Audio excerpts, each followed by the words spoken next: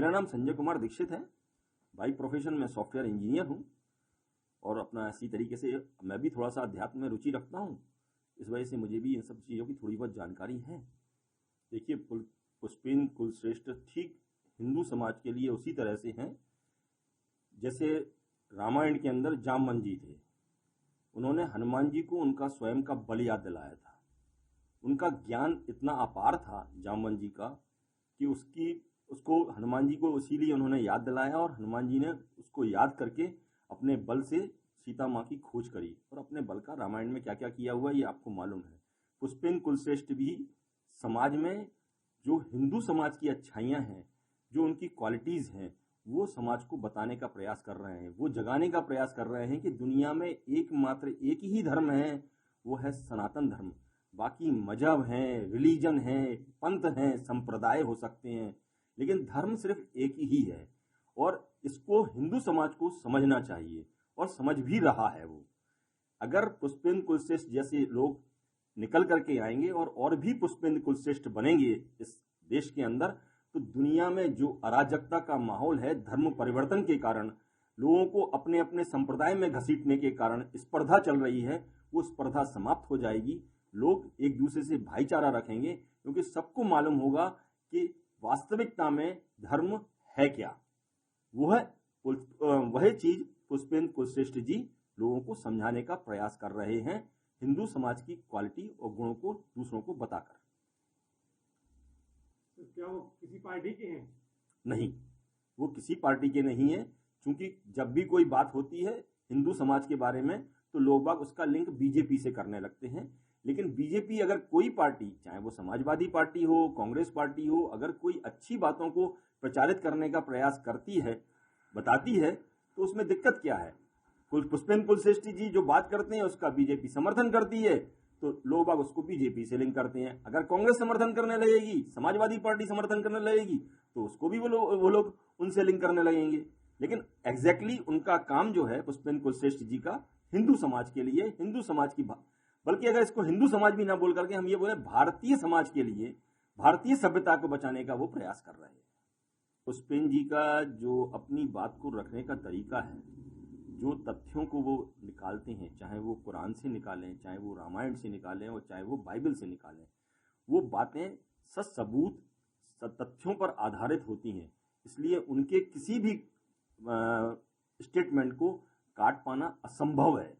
अभी तक मैंने जितने भी उन्होंने स्टेटमेंट दिए हैं, जितनी भी उन्होंने बातें कही हैं, मैंने उनको स्वयं सर्च करने की कोशिश की और उसके बाद उसको आइडेंटिफाई किया, जब पता लगाया उसके बारे में, तो हमको ये ज्ञात हुआ कि एक भी चीज उन्होंने बिना तथ्य के, बिना सत्यता के कही ही नहीं है। इसलिए जो भी वो बात रखते हैं वो बहुत स्ट्रॉन्ग तरीके से, बहुत ताकतवर तरीके से और सच सबूत रखी जाती है उनकी बात, और उनको काट पाना लगभग असंभव होता है। दूसरे राजीव भाई हैं, देखिए राजीव, ये लोग जो राजीव भाई हुए, राजीव भाई दीक्षित जी हुए, इसके अलावा आपका पुष्पेन कुलश्रेष्ठ जी हुए, और भी कई सारे अन्य लोग बाग हैं। ये सारे के सारे लोग वो लोग हैं जो हर क्रांति की एक नींव रख करके चले गए। इन्होंने, आज राजीव भाई की वजह से ही पतंजलि इतना बड़ा खड़ा हुआ है।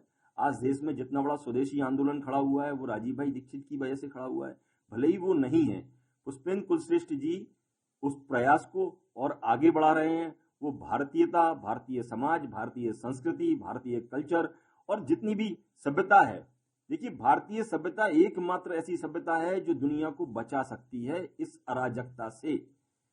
और दुनिया में चाहे वो ईसाईयत हो या इस्लामिक हो, ये लोग आपस में लड़ रहे हैं और आध्यात्मिकता को छोड़ रहे हैं।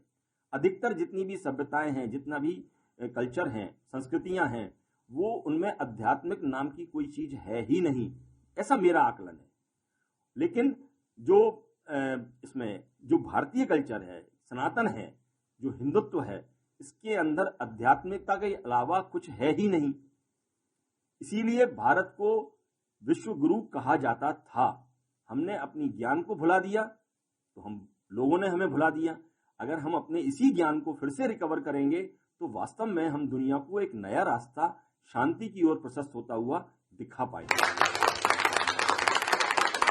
राकेश सिंह भदौरिया। पुष्पेन कुलश्रेष्ठ जी एक बहुत ही विद्वान और राष्ट्रवादी व्यक्ति हैं और उनकी जो मैं वक्तव्य सुनता हूं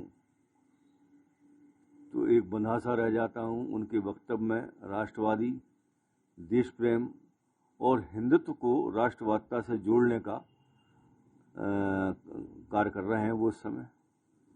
उनको इस्लाम और हिंदुत्व सनातन की बहुत ही गहन जानकारी है और इसके अतिरिक्त वो उन रूढ़िवादिताओं पर भी प्रहार करते हैं कि जो सनातन और इस्लाम धर्म दोनों में जुड़े हैं और लोगों के को देश से और राष्ट्रवादिता से एक सूत्र में पिरोने का कार्य कर रहे हैं। और बताइए लोग उनसे क्यों जुड़ रहे हैं?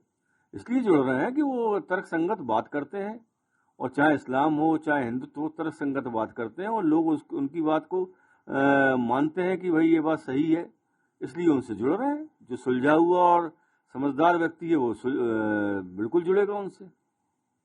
किसी पार्टी का नाम लगता है कि किसी पार्टी नहीं, वो राष्ट्रीयता की बात करते हैं, राष्ट्रवादी आदमी है, पार्टी किसी विशेष से नहीं जुड़े हैं वो।